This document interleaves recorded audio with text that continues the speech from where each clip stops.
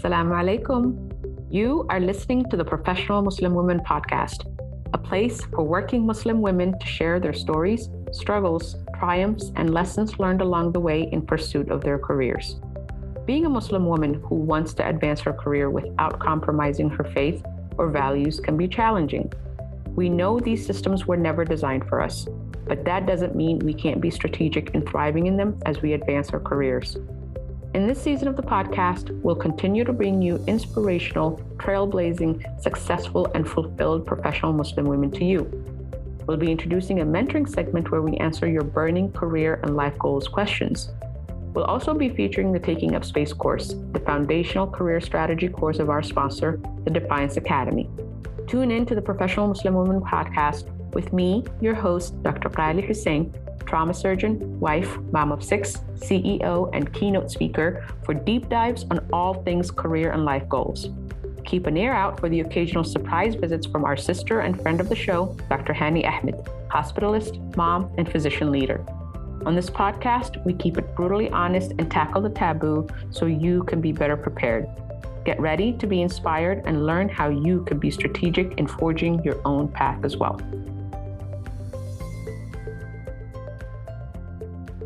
Assalamu alaikum, Qaali. Walaikum salam, honey. How are you? I'm good, and I am so excited to be speaking with you after such a long time. It's been a long time, hasn't it?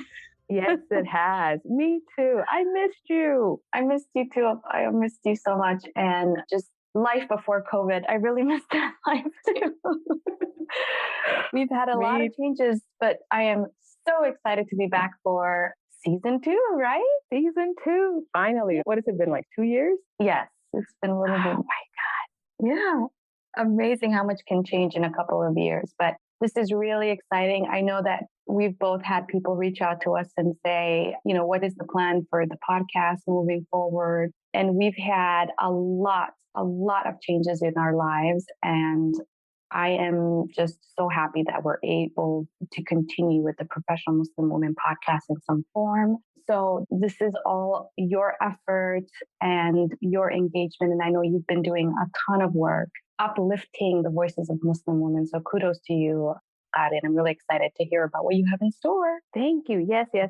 Inshallah, we will be restarting and revamping the Professional Muslim Women podcast. It's been a long journey, and we're going to get into the details of what we're going to do with it. But first, let's catch you guys up on what's been happening, actually. So, yeah, Penny, what have you been up to? Because I know I'm busy, but girl, you have been on a journey. Yes, I have been. It's been busy, and so have you. My gosh, where do I start? But Ali, I think, the biggest change is understanding that life changes, right? And that's okay, that, your priorities can change. You can't do everything. And that's the one thing I preach constantly. I'm like, choose the things that you can do really well, because you can't do everything. And nor should we be expected to, But alhamdulillah, there's going to be good days. There's going to be bad days. We've had, in our personal lives, we continue to raise and grow our kids and, try to give them a community with all of the values that we share. And, dealing with some health scares, and alhamdulillah for good health. There's nothing like going through a health situation that makes you realize in your family that health is really the most important aspect, right, of life. I mean, health is wealth. There is truth to that. Yep. So alhamdulillah, work has been busy. I continue to, see patients. I continue to be a hospitalist mainly. I've also gotten into leadership the last couple of years. So that's been a really nice change. And I've definitely taken advantage of some of the lessons that, you've learned and imparted along your journey. But alhamdulillah, it's been really fun. I feel like I'm at a stage in my career where it feels fulfilling to be doing things on a larger scale. And that's what leadership has provided for me. That's been just feeling like a student again and learning what it's like to manage teams, to think about change management and getting through people through change. Because Lord knows that there's one major stress on the healthcare system. It's COVID. And it's really brought out, all of the fault lines that existed in healthcare. And we realized you know what I mean? How flawed our system is really shows up when resources are tested. And we've got a lot of flaws. So I think as a nation, we've got a lot of work to do. And on a smaller scale, in my hospital, in my role in leadership, it's been really great. I've done some work around diversity, equity, and inclusion for the system, met a lot of people in this arena, and it's been fulfilling in its own way. And I've also been doing leadership courses and kind of taking on a more of a leadership role just within my group and managing our team. So that's been fulfilling in its own role as well. So Alhamdulillah, continue to wear many hats. Yes. You know, we love to hear it. Yeah. And I think women are natural leaders to begin with, because you're managing, you know, your life, your career, your household, your kids, your Exactly. You don't even realize it, but you're already practicing leadership skills and management skills and change management through just all of the things that, you know, you're managing in your home. And then you kind of apply that at work and assert yourself and deal with new challenges. And along the way, you learn some things about yourself as well. So alhamdulillah, it has been quite the journey, and it continues. That is so amazing. That's absolutely amazing. I'm so excited. And I'm really happy that you talked about this journey. It's so fantastic, because that's, you know, one of those rare things that we don't talk about leadership. You know, we don't talk about advancing and career growth. And when I heard you, you know, you were doing these different things, I was so excited. I was like, yes, go ahead. Awesome. Thank you. Thank you so much, Avaya. Thank you. I know you represent Annie. Yeah.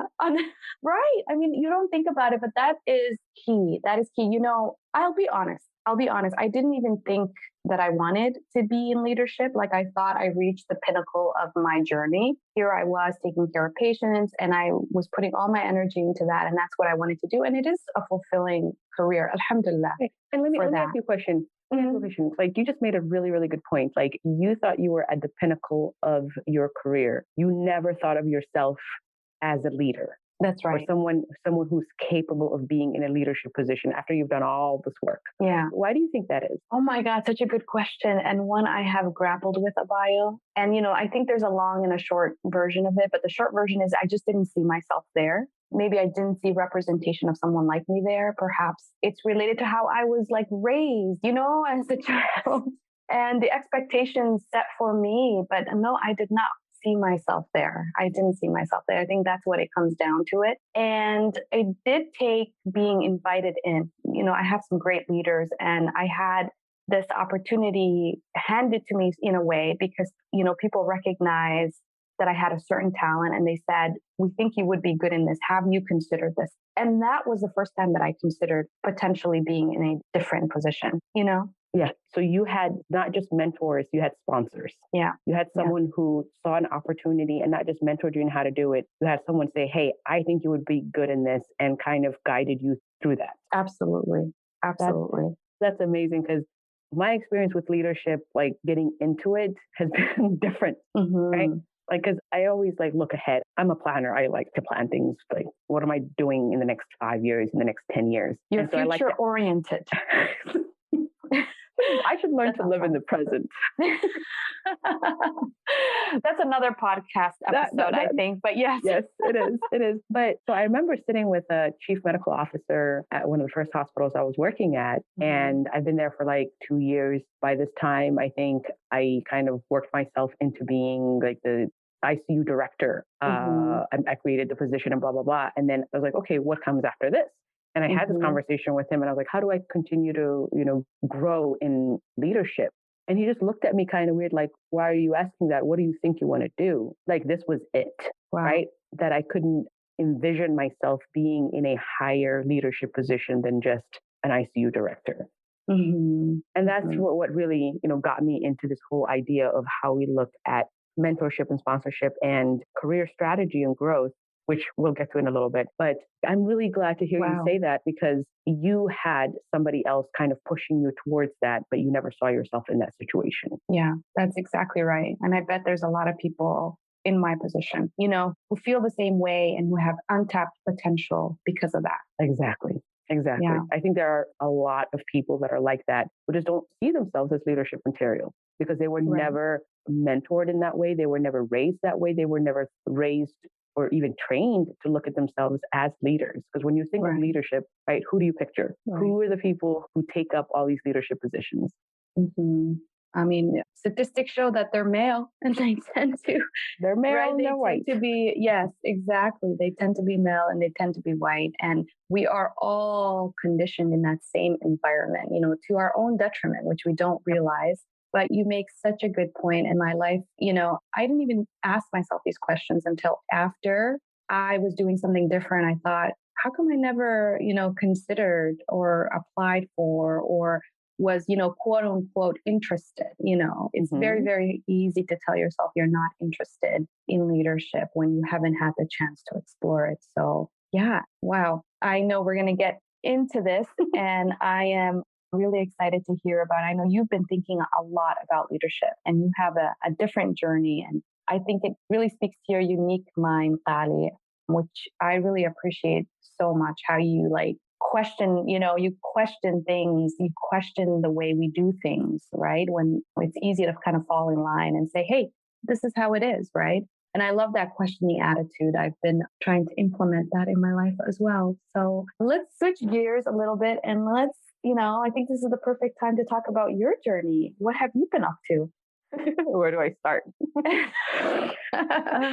It's been very busy. So I think last we talked, I had already moved to Arizona.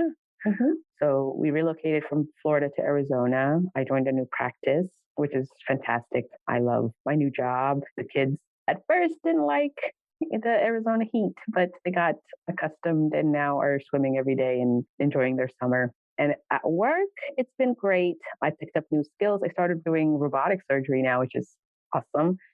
And cool.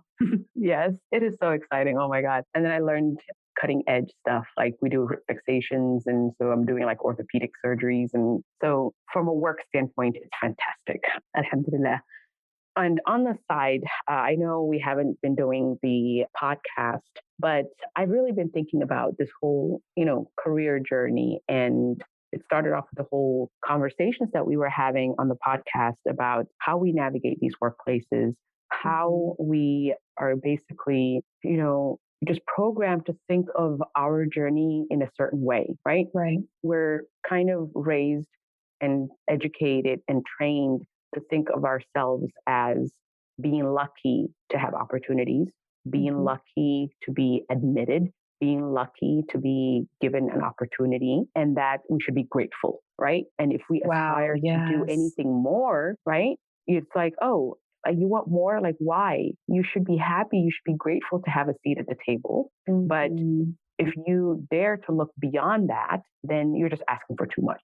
And so I've been thinking of that journey and I've been doing, speeches and workshops on, how to navigate difficult situations in the workplace.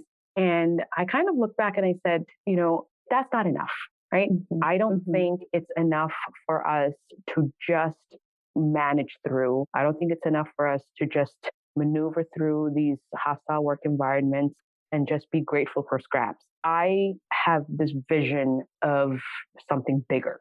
And so in thinking about this and figuring out, what exactly does that mean? How do we approach this differently? I've actually created a career strategy that I've been thinking about for, I think, close to like 3 years now. Wow, I've done like different workshops on the different aspects of it, but I actually ended up putting the whole thing together. And because one, I don't think we can just go through this career journey without planning, without strategy. Right? You don't go into a job without appropriate training, right? You go to college, you get further training, and then you're ready for the job. But nothing prepares you for your career. And the pattern that I've noticed is, and it's happening in medicine right now, where we are not taught to deal with the hostile and toxic work environment that is medicine, the racism, the sexism, the discrimination, all those things, the work hour regulations and how people just violate your rights all over the place. Nobody ever prepares you for that. And then you're set into this training mode. And then by the time you're an early career physician, there's like all these coaching opportunities and people in, teaching you how to stand up for yourself, how to advocate for yourself as an attending, how to work on your promotion. And I'm like, what if we started this journey earlier? What if you didn't have to go through the trauma of going to these institutions that are hostile? What if you were prepared early on and you knew how to navigate these places strategically, and you knew exactly what you needed to get, and then you had a trajectory in where you wanted your career to go instead of fumbling through the whole thing? Because that's like, if I had something like that, oh my God, I think my journey would have been so much more tolerable. Wow. Right? So I found a company called Defiance Academy. And in the Defiance Academy, it's been my workshops and talks that I've been giving these past few years. But I've consolidated all of that into what I now call the Defiant career strategy. And the Defiant career strategy is basically everything you're told, but the opposite. It's counterintuitive to everything we're told, right? So within the Defiant career strategy, the foundation is a course that I just released called Taking Up Space. And this foundational course, what it does is it undoes everything that we're told, right? The myth of meritocracy, like the fact that it takes only merit to advance when we know that that's not the case. Right? Merit only gets you so far. There's bias and discrimination everywhere, right? When you understand that, you can navigate, these situations a little bit better. Feedback. People don't know how to give feedback. They've never been taught how to give feedback, and they give terrible feedback. And this feedback impacts people's decisions, the most important decisions that they make. They make it based on inappropriate feedback that they don't know what to do with, right? And so that derails a lot of careers. So we go through all of that. So Taking Up Space is the foundational course. Then we go on to a career growth phase where the space that you took up, you dominate that space. How do you grow and thrive, right? We're not just talking about surviving. We're going to change complete mindset. We don't want to just survive in these places. We need to thrive.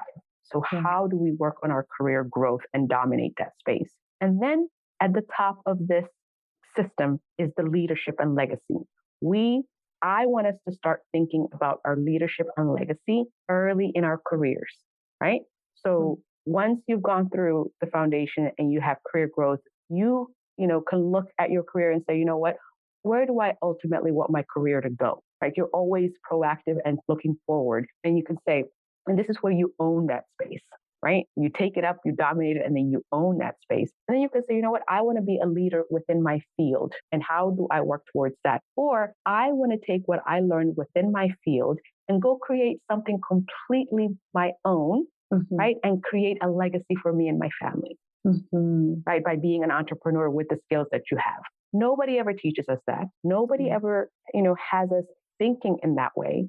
So with this strategy, I want us to completely change the way we think about our careers, right? We don't want just a seat at the table.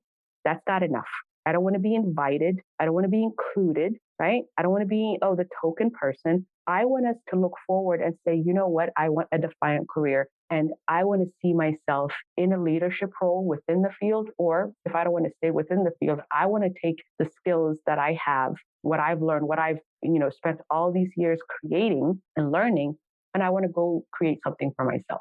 Wow. I love it. I remember being a resident and experiencing all of the things that you said, that survival mode. I can't think of a more difficult period of my life than my first year of residency training. And that's exactly it.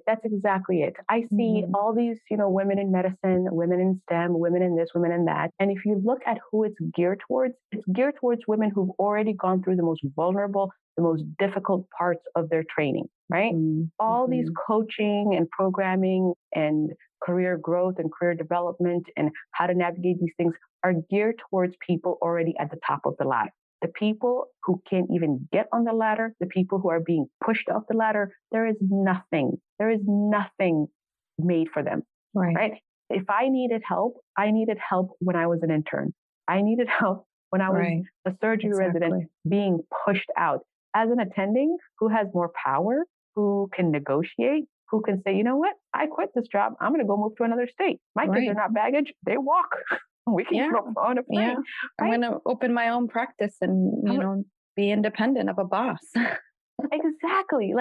All these, women I have nothing against women in medicine conferences, but the target audience is people who've already made it, but they're still in that training mindset. So they need that help with the professional development and things like that. But if we start this process early, and that's my goal with this, like my target audience isn't women who are already, for the career growth and the leadership and legacy, definitely, once you're later on in your career and you want to find a way to, either advance or go into leadership positions, yes, but we have to start with building the foundation early so we can avoid the trauma of having to go through and learning all of this as you're going through your schooling or your training. Yes.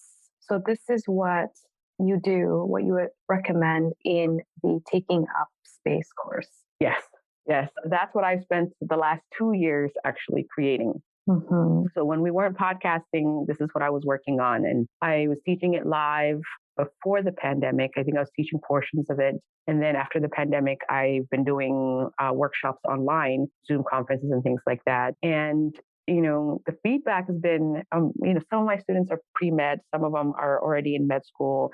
Some of them are not even in medicine. They're in other STEM fields. And it changes the mindset of, I should be happy and whatever I'm experiencing is just the way things are, right? It gives you the power that you already have. It just forces you to acknowledge that power and do something with it. Like you don't have to accept these situations just because that's how things are. Yeah. Wow. Right? If we did, nothing would change. If we accepted things for the way they are, nothing would change.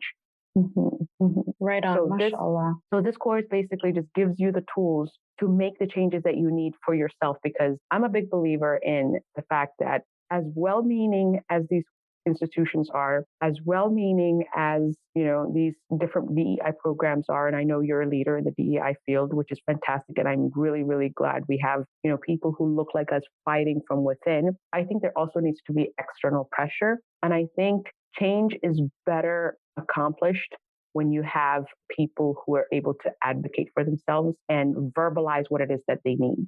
Right. And I think that's one of the biggest problems that I've seen in the students that I've worked with is they know what they want, but they're afraid to verbalize it because of fear of retaliation. So, we go through scenarios and we say, okay, this is how you approach it in a professional manner, right? This is how you avoid retaliation. And this is how you protect yourself if you're at risk of retaliation. Right. So important. So important. Yeah. Especially in institutions. Yeah, institutions are, I think about medicine, it's such a hierarchy, right? And it's such a cutthroat, competitive space that you almost are conditioned to set aside your needs and set aside when you are being treated in an unjust way, just to retain your, as you say, your seat at the table. So you end up sacrificing and giving so much of yourself, and you're absolutely correct that a lot of us go through the self-discovery journey later on when we've had a little bit of power and we understand ourselves more as we get older. But during that very vulnerable period of time, like I wish I had an advisor who would tell me these things. I remember seeking out mentors myself and, doing that work myself and kind of getting to those conclusions in a difficult way through like personal, just dealing with it personally. But to be able to get, to understand what that trek is going to be like before I even undergo it and understand, how just changing my mindset can help me be more thick-skinned in that kind of environment and understand my rights and, all of these things, it would be so valuable. So I'm so happy that you put together this course, Qaali. I'm really grateful that you are creating something for, for those of us who don't get things created for us, We're never the target audience, so it's wonderful that you are doing that. We never are. And the idea kind of got sparked in me. I was invited to a women in medicine conference. It was a lot of women and it was a very diverse group of women. And so I was like, okay, this got potential. There are a few residents and medical students, but it was majority faculty. And so I'm looking through the list of topics and we're mainly discussing gaps in awards being granted, gaps in salary, gaps in promotion. And then so I stood up and asked a question. I'm like, okay, I understand these are all wonderful things, but what about the issues of the real issues that affect people that have little to no power. What about, residents being discriminated against? What about pregnancy discrimination? What about racism? What about student or medical students and residents being dismissed unfairly? How do we address that? And, from this perspective. Right. Mm-hmm. And not a single speaker, not a single participant in, some of the panels that I was involved in, not a single person had an answer for that. And they're like, oh, that's tough. Yeah, I know it's tough, but we're here to solve, tough issues. And then afterwards, because I asked it publicly, I had so many people come up to me and say, thank you for asking that. I wanted to ask that, but I was afraid.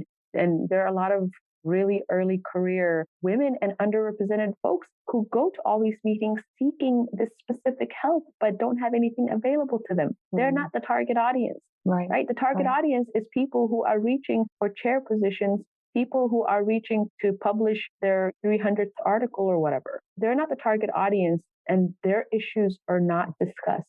And they're not going to be discussed because the people who are organizing these issues probably haven't faced any of this themselves. Right. Absolutely. Right. It really speaks to the within intersectional circles, like whose issues are prioritized. There's something to that as well. Wow. Well, that is just really, really fantastic. Congratulations on putting together something that I know is dear and near to your heart, and inshallah will benefit a lot of young career people, kind of early in their careers, women and young girls who really need that message. And as we said, who aren't usually the target audience of, of career development courses. So really, really exciting to hear about that. Qaali, why don't we kind of shift gears a little bit again and talk about what we expect the future of the podcast to look like, and what do we expect season 2 to look like? Okay, so the podcast, I really wanted to restart it because I feel like we've made a really good connection with our audience. And we really appreciate you guys, if we haven't said so already. And I've been kind of watching over the past couple of years our record. And even though we have not been active for 2 years, there's still daily downloads in the hundreds. Wow. And so, yes, in the hundreds on a daily basis. And so it really caught me thinking, we started a conversation, and I think we really need to continue this conversation. And the course that I've created, the things that I've been working on, we address very much the same thing. And then on top of that, there's people seeking and looking for mentorship because there is just not enough of us to provide it.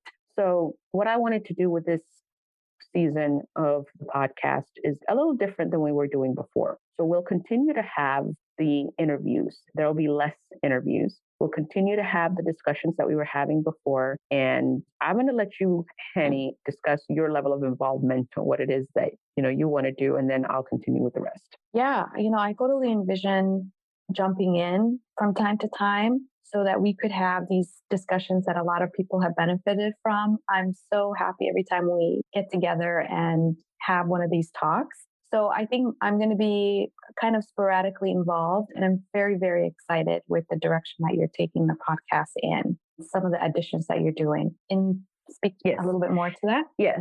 So Hani is going to be jumping in and out. So most of the time it'll be me talking to you guys about certain issues or certain topics. And so a new segment that we've added because of the need for mentorship and all the questions that I get like 10 questions a day all over, social media platforms. And so I've created a form, and I'll provide the link, called Mentoring Moments. And so you submit your question, and I will answer that question and go into a deeper discussion on those segments. So we'll have a few of those segments called Mentoring Moments, where we answer those burning questions, because I have so many questions that are really, really good that a lot of people can benefit from. And so I've had so many one-on-one discussions that I feel like having it recorded on a podcast where it's available to more people is going to benefit the most people. So that's going to be a new segment. That is awesome. So awesome. And can you repeat again how our listeners are going to get in contact or submit their questions? So I created a form that we will link in the show notes, and it's a short, URL and you just click on it. You can put if you want to stay anonymous, or you can put your name on there, leave an email, and you put your question. You can submit as many questions as you want, and I will compile them and either answer one question at a time, or I'll do like topics and answer, several questions in the same topic. And then I'll also leave other ways to contact us. And I'm always on social media, so you guys can reach out there. But this is going to be the most efficient way for us to get those questions directly to the podcast. Easy peasy, right in from the show notes on whatever podcast platform you're using. Yep. That is awesome. Anything else? Yeah. And then I'll have certain guests from the Taking Up Space course come and share their experiences. And so we'll be featuring students and hearing from their experiences and going through the course and share, what nuggets they had to learn and how their careers or career trajectories taking off. And so I'm really excited about that as well. Awesome. Fantastic. That is exciting. That is so exciting. I can't wait to listen in and, just hear the questions and see what is in store for us. I'm so excited about season 2. Thank you, Qaali, for reviving the podcast and for all of your dedication to Muslim women and ensuring that they thrive, not survive, but thrive in their careers. Thrive. Yeah. Thank you. Thank you for always being supportive in this journey. And I'm so happy for you in your leadership journey. You're going to have to come and tell us all about it. Share your leadership journey and how you're rocking things. For sure. I'll write down some pearls that I can share. Yeah. So good to connect again, Qaali. Yes, absolutely.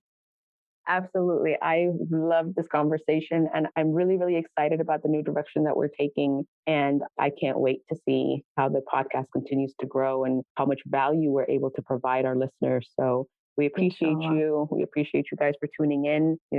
I wish you, Henny, the best of luck. And inshallah, we'll be hearing from you soon. So inshallah, we will keep rocking it. We will, inshallah. Thank you to all of our listeners. We love you guys. Thank you. Alaikum salam, guys. Thank you for tuning in to the Professional Muslim Women Podcast, a place for Muslim women to inspire and be inspired. Please join us on our Facebook group, Professional Muslim Women Podcast, to continue the conversation and connect with Muslim women like you. Thank you to our sponsor, Defiance Academy, and the Taking Up Space course. Be sure to check out the course at the link below. If you have any burning career and life goals questions, or you'd like to suggest topics for us to cover, submit them to the Mentoring Moments segment at the link below. And don't forget to subscribe to the podcast and drop us a like and a review. We'd love to hear from you. As always, may Allah guide us all on this journey. Stay blessed. Wa alaikum salam.